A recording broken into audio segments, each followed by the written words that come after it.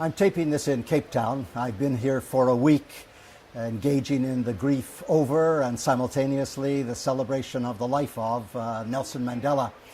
It's highly problematic whether this country is ever going to be able to embrace the dreams of Mandela for equality and tolerance and democracy and freedom. This is a country where over 6 million people are living with HIV and AIDS, only about 2 million of them in treatment.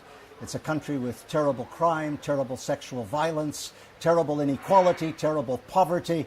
It feels as though the legacy which has been left will be highly elusive to achieve. And while I was here, I also attended the International AIDS Conference on Africa, which has been held in Cape Town. And it was fascinating because roiling just beneath the surface and sometimes bursting through the surface was a clear sense of impatience and discontent with the way in which UNAIDS and the United Nations was constantly repeating the mantra of no infections or zero infections, zero deaths, zero stigma. That didn't sit well with the delegates. In fact, one of the most popular people in southern Africa, a South African Constitutional Court judge, Edwin Cameron, took the platform. He himself is gay and HIV positive, and said that so many people in South Africa feel that it's zero access to treatment, zero legal protection, and zero compassion. And he struck a chord.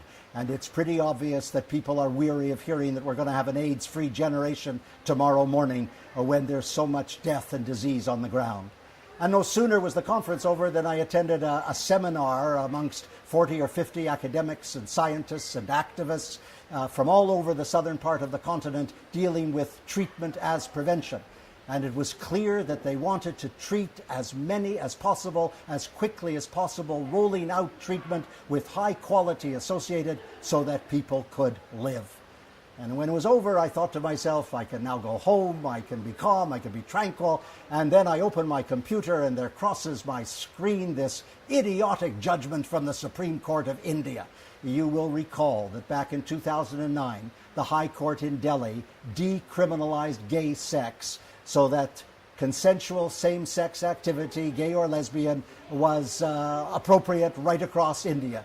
And now, a couple of days ago, the Supreme Court rendered a decision which recriminalized gay sex so that if you're caught having homosexual activity, you can be subject to a fine and 10 years of imprisonment. It is absolutely indefensible. And the judge who rendered the judgment the following day retired. What a loathsome human being. Of course, the decision will be challenged, probably overturned, but what a perverse world this is. That was last week. I'm Stephen Lewis.